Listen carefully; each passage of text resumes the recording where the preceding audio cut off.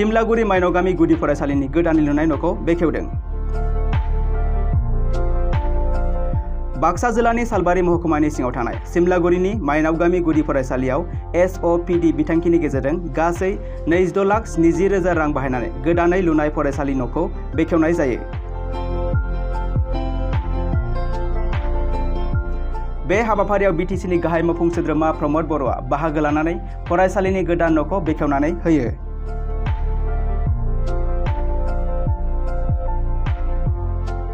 फरायसालिनि गोदान न' बेखेवनाय हाबाफारियाव सालबारि बियाबनि MCLA जय मुसाहारि, तामुलपुर बियाबनि बारग' MLA चन्दिचरन बसुमतारी, TCLCCनि मासिगिरि बिनोद मुसाहारिजों लोगोसे UPPL दोलोनि दैदेनगिरि मावथिफोरा बाहागो लायो।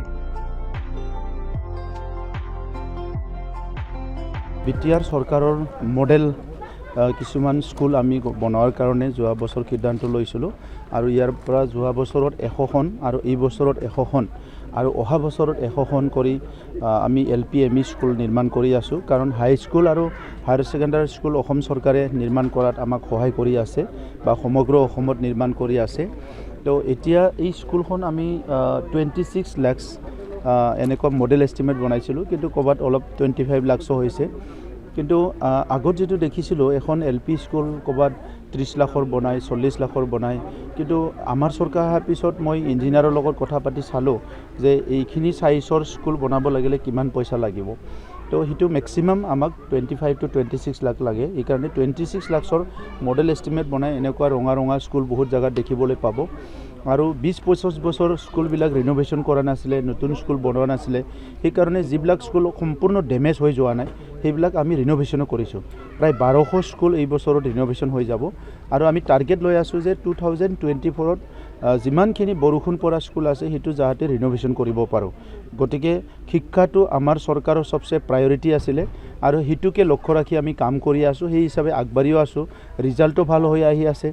যেটো গুণোৎসৱ আছে তাতেও আমাৰ ৰিজাল্টটো বহুত ইম্প্ৰুভ হৈ আছে। গতিকে BTR অঞ্চলখন এটা শিক্ষাত আগবঢ়া অঞ্চল হিচাপে গঢ় দিয়াটো আমাৰ লক্ষ্য। কাৰণ শিক্ষাত আগবাঢ়িব পাৰিলেহে মানৱ সম্পদ আমি পাম। শিক্ষাত আগবাঢ়িব পাৰিলে এই শিক্ষিত মানুহবিলাকে অৰ্থনীতিটো আমাৰ কাম কৰিব পাৰিব, সকলো দিশত আগবাঢ়ি যাব পাৰিব, সমাজখনো আগুৱাই যাব পাৰিব। গতিকে শিক্ষাটো আমাৰ প্ৰথম লক্ষ্য। কি কৈছে BTRত কেনেদৰে উন্নয়ন হোৱা বুলি ভাবে? BTR উন্নয়ন আপোনালোকে দেখিয়ে পাইছে যে 3-4টা বছৰ মানে কমপ্লিট হ'বলৈ গৈ আছে। কোনো ধৰণৰ অশান্তি নাই, কোনো তেনেকুৱা আগৰ নিচিনা পৰিৱেশ নাই। চ' বহুতখিনি মাথাউৰিও নিৰ্মাণ কৰা হ'ল, ৰাস্তা ঘাট নিৰ্মাণ হৈ আছে। চ' উন্নয়নটো আপুনি এটা মানুহক ধৰি উন্নয়নটোতো মই মাপকাঠি কৰিব নোৱাৰোঁ। এজ এ হ'ল উন্নয়নটো চাবলৈ গ'লে যোৱা 17টা বছৰ BPFত যিখিনি কাম কৰিছিলে ইয়াতকৈ বহুত বেছি কাম হৈ গ'ল।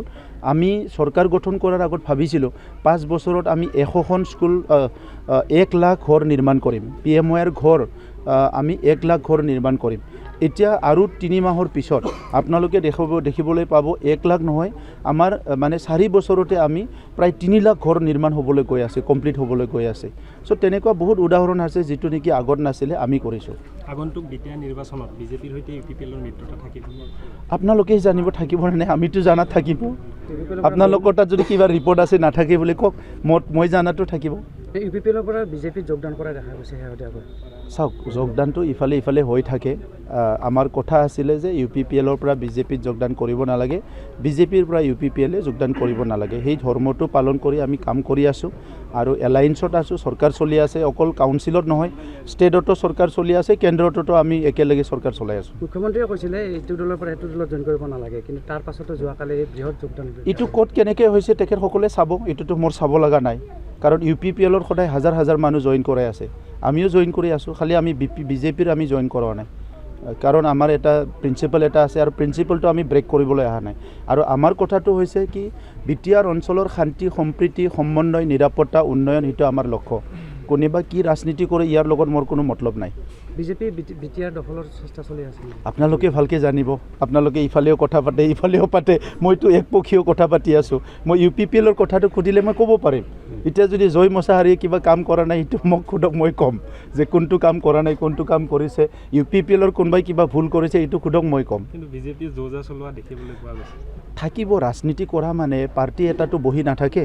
কোনোবাই আজি মানে যদি সি ৰাজ্য পৰ্যায়ত আছে সি ৰাষ্ট্ৰ পৰ্যায়ত যাব বিচাৰিব, কাৰোবাৰ MLA আছে সি MP বিচাৰিব, কাৰোবাৰ MCLA আছে সি MLA বিচাৰিব। এইটোতো ৰাজনীতি ধৰ্মই হয়, চবেই কৰিব।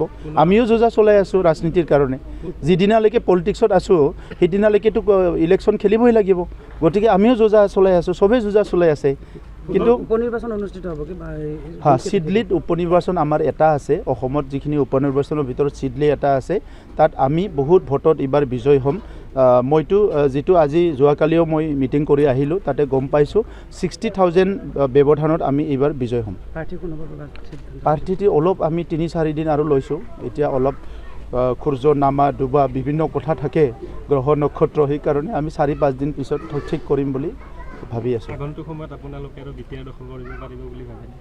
চাওক, বিটিআৰ দখল কৰা বুলি নহয়, বিটিআৰটো আমাৰে হয়। মই ইয়াৰে বাসিন্দা, ইয়াৰে পুত্ৰ, ইয়াৰে সন্তান। যোৱা 30-40 বছৰত বিটিআৰত কেতিয়া গৰম হৈছে, ঠাণ্ডা হৈছে, বিটিআৰটো আমাৰে হয়, এইটো দখল কৰিব নালাগে। দখল কিয় কৰে? দখলটো কোনোবা ফৰেনাৰেহে আহি দখল কৰে। ব্ৰিটিছে আহি ভাৰত দখল কৰিছিলে, এতিয়া মই কিয় বিটিআৰ দখল কৰিম? বিটিআৰৰ মই বাসিন্দা হয়। বিটিআৰক শুনক, বিটিআৰক মই সেৱা কৰিম, মই বিটিআৰৰ ৰাইজক সেৱা কৰিম যে মই এজন UPPLৰ কৰ্মী হিচাপে অইন আপোনালোকৰ নিচিনা। এতিয়া আপোনালোকে এই সাংবাদিক হৈ পেলাই বিটিআৰ সেৱা কৰি আছে, ইয়াত কিবা ৰাস্তা হোৱা নাই, দলং হোৱা নাই, কিবা বেয়া কাম হৈছে, আপোনালোকে প্ৰচাৰ কৰি আছে, এইটো এটা সেৱা। তো ময়ো বিটিআৰ সেৱা কৰি আছোঁ। মোৰ বিটিআৰখন মৰে হয়, মই কিয় দখল কৰিম? অসমখন মৰে হয়, মই কিয় দখল কৰিম? ভাৰতবৰ্ষ মৰে হয়, মইতো দখল কৰাৰ কথা নাহে, সেৱা কৰাৰ দখল হয়। কিছুমান ৰাজনীতি দলবিলাকে দখল কৰিব বিচাৰে, এইটো ভাল নহয়।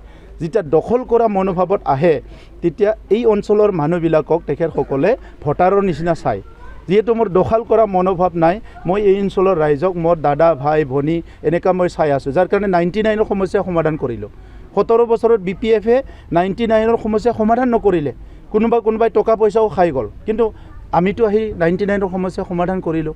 6 মান টেডৰ সমস্যা সমাধান কৰিবলৈ গৈ আছোঁ, এটা আগৰ যি 99ৰ সমস্যা সমাধান কৰিলোঁ, 6 মান টেডৰ সমস্যা সমাধান কৰিবলৈ গৈ আছোঁ, এটা আগৰ যিবিলাক চাকৰি দিছিলে, পেঞ্চন পোৱা নাছিলে, সিদিনা আমি পেঞ্চনৰ কথা ঠিক কৰিলোঁ। বিটিআৰত ইমান বছৰ শাসন কৰিলে, 17 বছৰত মাত্ৰ 39,000 মাটিৰ কাম কৰিছিলে। আমিতো এই 1 বছৰটো কৰোণাৰ কাৰণে কৰা নাই, মাত্ৰ 2 বছৰ ভালকৈ কৰি এতিয়া গোটেই লেণ্ড ডকুমেণ্ট ডিজিটাইজ কৰি দিলোঁ, বৈষম্যতি কৰি দিলোঁ। আমি অসমৰ নিচিনা এতিয়া ডিজিটেলি কাম কৰিব পাৰে। 1,42,000 দুটা বছৰত মানুহৰ ভূমি সমস্যা সমাধান কৰিলোঁ, আৰু 2 লাখ আমি ৰেডি কৰি আছোঁ। গতিকে বিটিআৰ অঞ্চলত মই ভাবোঁ আমাৰ চৰকাৰ শেষ হোৱা সময়লৈকে প্ৰায় 65% মানুহৰ লেণ্ড প্ৰব্লেম সমাধান হৈ যাব।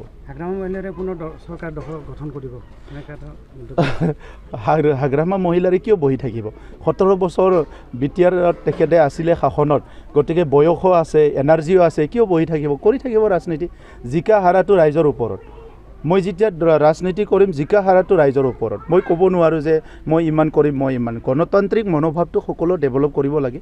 মই এজন গণতান্ত্ৰিক চিন্তাধাৰাৰ মানুহ, গতিকে বিটিআৰ অঞ্চলত আহি বহুত ৰাজনীতি কৰিব।